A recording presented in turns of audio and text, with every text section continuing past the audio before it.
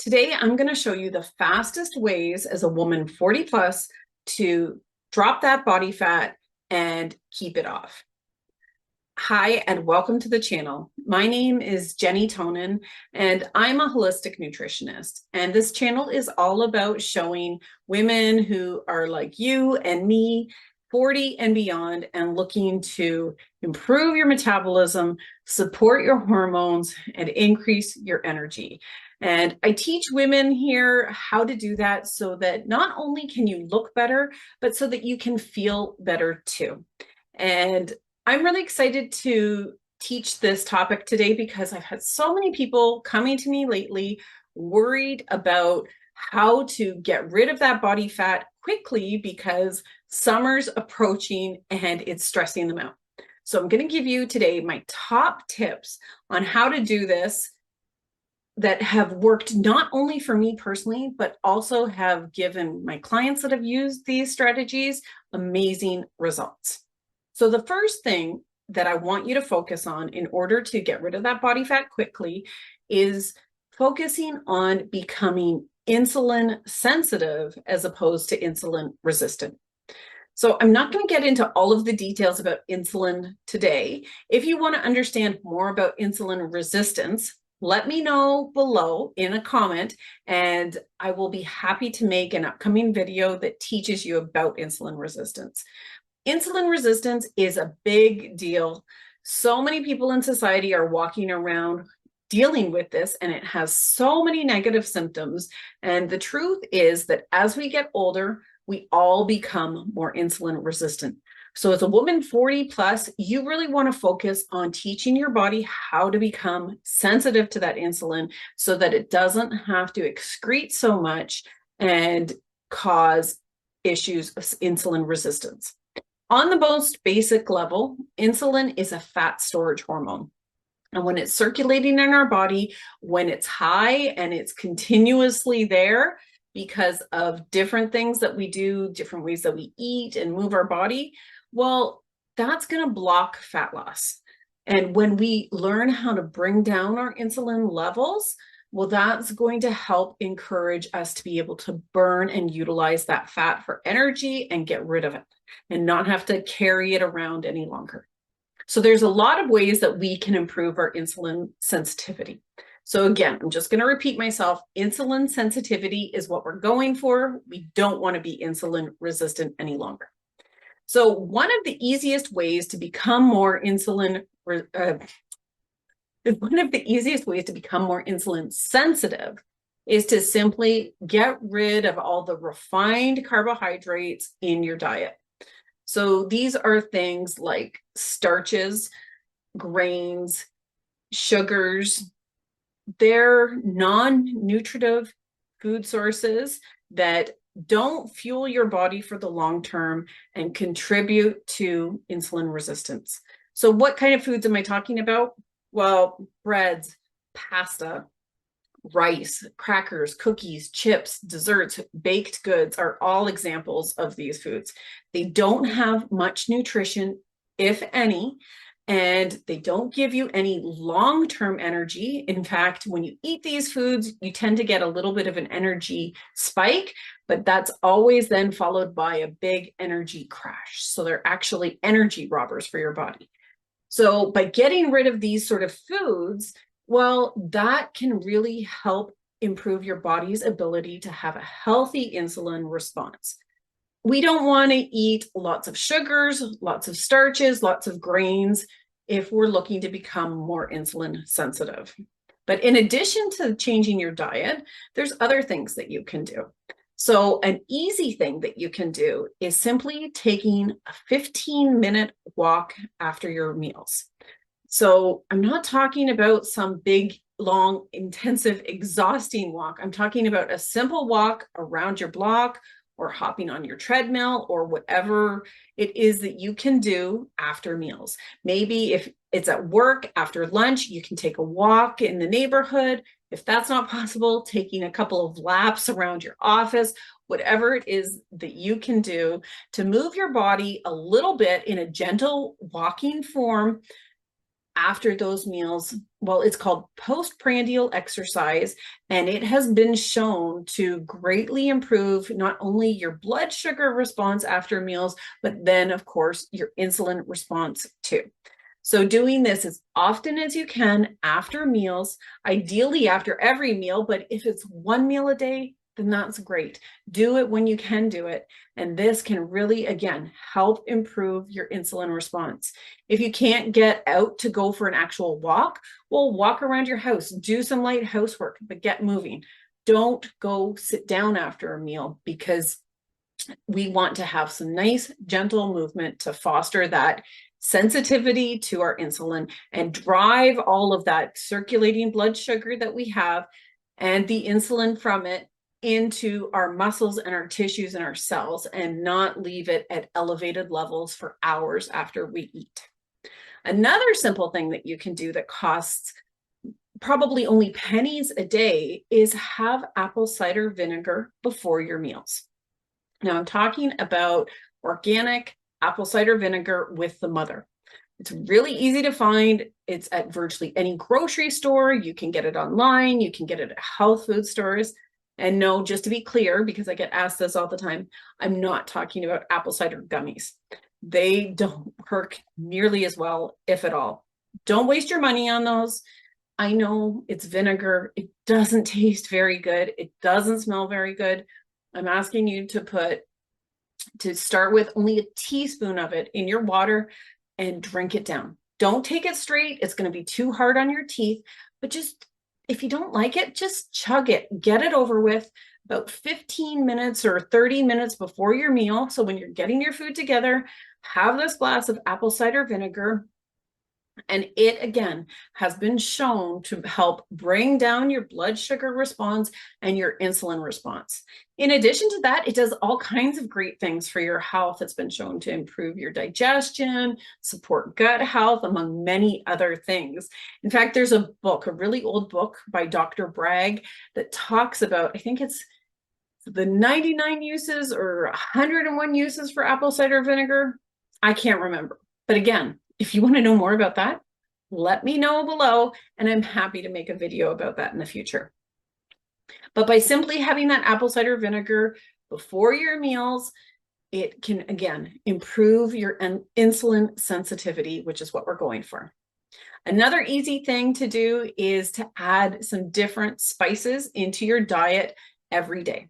So my top 2 spices to help improve your insulin response are ginger and Ceylon cinnamon. So ginger, again, amazing for your digestion, but it helps bring down that blood sugar response, and it helps to then bring down that insulin response. You can have ginger tea, which is my favorite way to have it. It's nice and simple. You can buy tea bags with it, or you can simmer a bit of ginger root on the stove, whatever way you prefer. You can add ginger to, you can sprinkle dried ginger on different dishes. You can chop up ginger root, add it to your cooking where it suits, play with it, experiment with it. It's really inexpensive, and maybe you'll find something that you really like. There's also Ceylon cinnamon. So this is not the usual cinnamon that you're going to find in the spice aisle at the grocery store.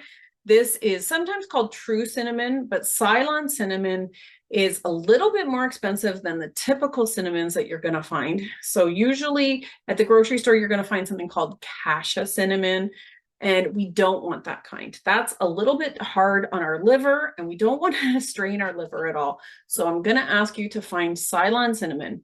It's always found easily at health food stores, specialty shops. You can find it online. It's not very difficult to find. It's going to be slightly more expensive, but it lasts for a really long time, and it's well worth it.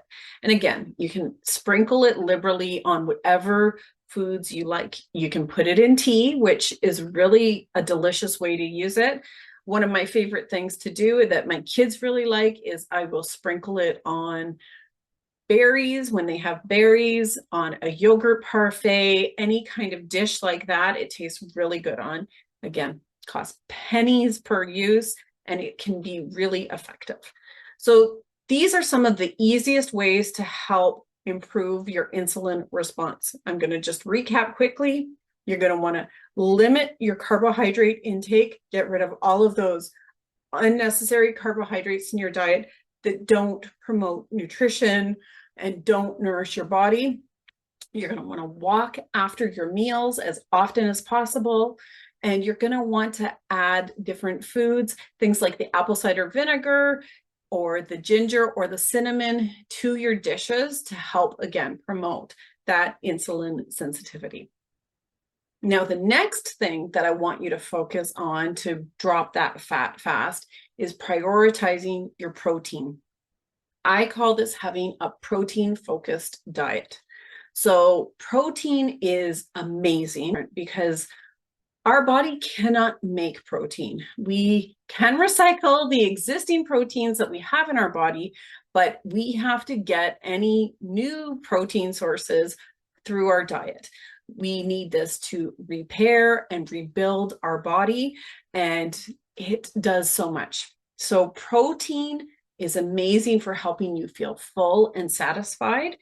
In fact, if you find yourself rummaging through cupboards after your meal looking for something, especially if you're looking for like a snack, like a chip or a dessert or some kind of quick energy food, that's a really great indication that you didn't get nearly enough protein at your last meal.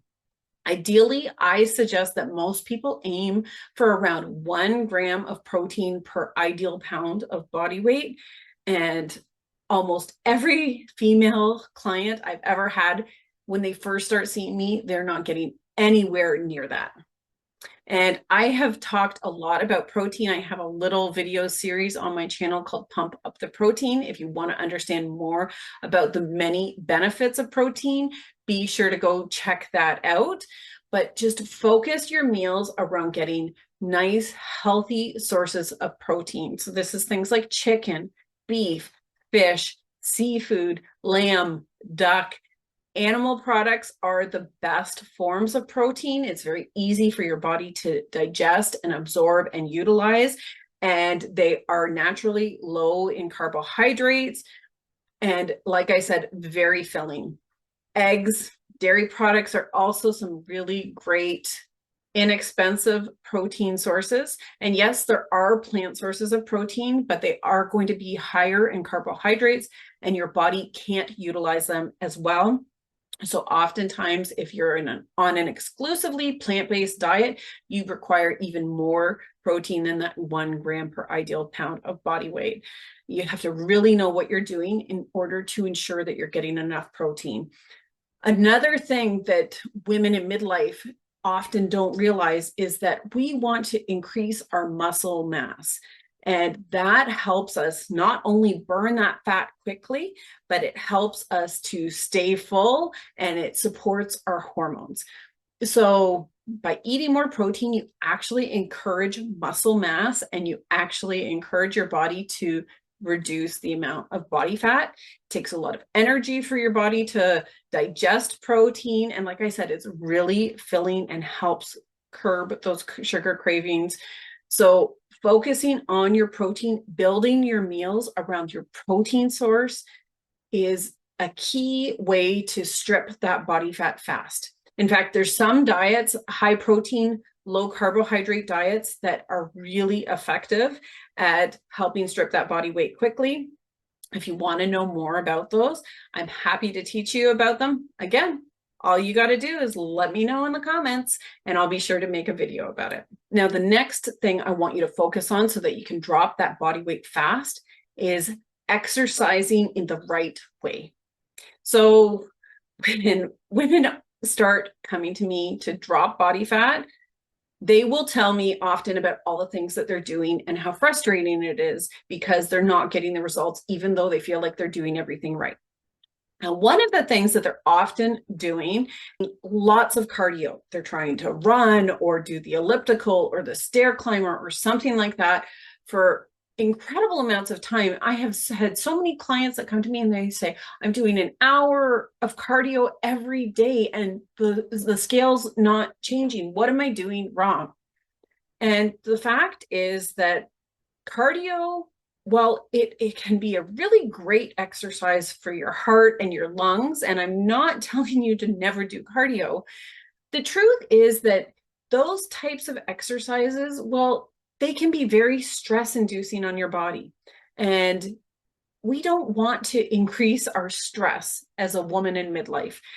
It gives us a lot of cortisol if we're too stressed out, and that can translate into what's called often cortisol belly, that extra bulge around the tummy that doesn't seem to want to budge for us women in midlife. So we want to focus on different types of exercise. Cardio is not king when it comes to fat loss as a woman in midlife. I know that that can work great in your 20s and your 30s. And I know that it can work great for lots of men also. But unfortunately, to those of you that really love your cardio, it's not by any stretch of the imagination the most effective exercise to lose weight when you're in your midlife, your perimenopause, menopause years. And instead, we want to change our focus to other forms of exercise that will encourage fat loss. So the two forms of exercise I find that work the best are, one, we already talked about, is walking. So doing lots of walking at a nice steady state, like where you're not dawdling and going really slow, like happens to me when I walk my dog, because he stops to sniff. It feels sometimes like he smells almost every blade of grass there is. But we want to go at a nice, reasonable pace, but going for walks, like I said already, especially after meals, but getting in walks as much as you can throughout the day. It's an incredible form of exercise for us women in midlife in a number of ways. So that impact of us walking down the street, it's good for our bone health, but it's a stress relieving activity, especially if you do it in a way you enjoy. So listening to your favorite music, listening to a great podcast or audiobook, having a conversation with someone you like, or maybe just going out on your own and not having to talk to anyone is what you're looking for. But walking is amazing. And it is a key not only to great fat loss, but also to longevity and prolonged health for the rest of your life. So get on some good shoes and get walking. And the other strategy that works really well for fat loss, nice quick fat loss, is when you couple those walks with strength training. So increasing our muscle mass through eating a protein-focused diet and strength training is an amazing way to drop that body fat nice and quickly and keep it off. Not only when you increase your muscle mass do you burn more body fat and have more energy, but it sets you up again for healthy aging and it can help prevent all kinds of issues that many people face as we get older. And that whole saying about an ounce of prevention is worth a pound of cure, well, that's so true when it comes to building muscle. And now, if you're worried that you're going to get all bulky and look like some big bodybuilder at the gym, as a woman in midlife, that's not going to happen. Not unless you do some pretty extreme things. We don't have the hormones for that, and it's virtually impossible. So you don't need to be concerned about that. But we do want to improve our muscle strength and the amount of muscle that we have on our body. It, like I said, is going to improve your body's ability to burn fat. And so strength training means a lot of different things to a lot of different people. So you need to start where you're at. And if you want some great strength training recommendations, again, I'm going to be repetitive, but I'm going to tell you, all you need to do is let me know in the comments below, and I can give you so many suggestions about that. But if you don't have any equipment, or you don't have access to a gym, or you don't want to go to the gym because you don't know what you're doing when it comes to strength training, that's okay. You can start with body weight exercises. There's so many YouTube videos that will teach you the great basics and the foundations: push-ups, pull-ups, squats, dips. There's so many variations depending on your skill level and the equipment that you do or don't have access to. But get experimenting with strength training. And as you practice, as you do this consistently, you're going to get better. And then you can, let that practice evolve. But start with a nice, simple body weight routine a few times a week, and it will help you get those results. It will really impact your fat loss in a significant way if you practice it consistently. And now the next thing I want you to focus on, it's not talked about nearly enough when we're talking about fat loss. And this is learning how to manage your stress. And people often, when I say this, they want to dismiss it because they don't feel like this is something that will give them results. But until you try it, you have no idea how impactful stress management can be for lasting fat loss. So I already talked about that dreaded cortisol belly that so many women in midlife struggle with. Now, cortisol, it's known as a stress hormone, and that's true. Cortisol is not all bad, but we don't want it in excess levels, and we don't want it continuously circulating through our body like insulin. And just because of the way society and life is, so many of us are walking around in a stressed state almost constantly. And many of us are so used to that we don't even realize how stressed we are. In fact, when I first start working with a client, one of the questions I ask is, what do you do to manage your stress? And the most common response I get from people is a blank stare. I've had people literally laugh at me when I've asked them what they do to manage their stress. And they don't understand how this impacts us in such a negative way, not only for our overall health, but for our ability to drop that weight and keep it off. So we're not going to be able to eliminate our stress in this crazy world and these crazy times that we're living in, but we need to learn strategies to be able to deal with it in a healthy way and manage it.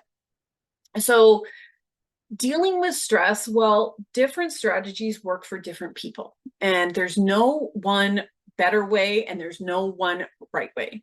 You have to determine what's going to work for you. But there's lots of different strategies that have worked for me and have worked for my clients. So some of them are breath work, which is free, super accessible. Again, there's so many different instructional videos that you can find on YouTube or lots of other platforms that will teach you different ways. Some of my favorite ways include learning how to do something called box breathing and the 4-7-8 method. And again, I'm going to repeat myself, but if you want to know more about these strategies, let me know in the comments below, and I'm happy to elaborate and teach you about the benefits and how to do them in a nice, simple way. In addition to breath work, though, anything that you find pleasurable and relaxing can be a form of stress management. So obvious things include different types of meditation, my two favorites being loving kindness meditation and yoga nidra. But in addition to that, journaling can work. Time in nature, doing creative hobbies that you enjoy, watching a funny movie, having a really good laugh. These are all examples of stress management techniques. There's no rules, like I said. You just have to figure out what feels really good to you and then practice it consistently. And my personal philosophy is to get a nice wide variety of different stress management techniques and incorporate as many of them as possible into my day, depending on what that day has in store for me. Now, the next tip, the final tip that I have that really impacts your ability to drop fat is sleep. And sleep, it's such an underrated thing. And again, women in midlife seem to be willing to forego sleep because they have so many things to do, or because when they do try to sleep, it's really difficult to do that because hormone changes and responsibilities and stress and worries and all of these things, well, they negatively impact our sleep. So do these little devices that we all carry around in our pockets. The blue light on your screens negatively impacts your sleep. And what happens when you don't sleep well? Well, your stress levels are higher, your cortisol levels are higher, your insulin resistance is higher, your moods are lower. You tend to want to crave sugary foods, carbohydrate-rich foods, all of the things that we want to avoid when we're trying to lose fat, we tend to gravitate towards when we're tired. And we don't feel like exercising. We don't feel like moving. We don't usually feel like empowered or inspired when we're tired. Sleep is king when it comes to fat loss. So cardio is not king, sleep is king. Prioritizing a good night's sleep, sleeping in a nice, dark, cool room, getting to bed 8 hours or more before you have to get up in the morning. These are some really simple techniques that you can do to encourage good sleep. And now sleep is so important. It's one of the things that I teach in my one-to-one private program, the Midlife Metabolism Fix. If you want to know more about that, I'll include a link in the description where you can set up a free one-to-one call with me where we can talk about how I can help you depending on what exactly you're working on when it comes to your health and your weight loss as a woman in midlife. So if you want to know more about that, click on the link below, fill out the details, book a free call with me. No obligation, no strings attached. It's just a simple conversation that we can have over Zoom to discuss this privately and determine if you are ready for some real help. As always, I hope this video has helped you. If you have any questions, let me know in the comments below. I think we've established by this point that I'm happy to have your comments. This is a brand new channel. I'm just getting started with all of this, and I really want to know what you want to learn about so that I can bring you that information and help you get those results that you are ready for. I'll see you in the next video.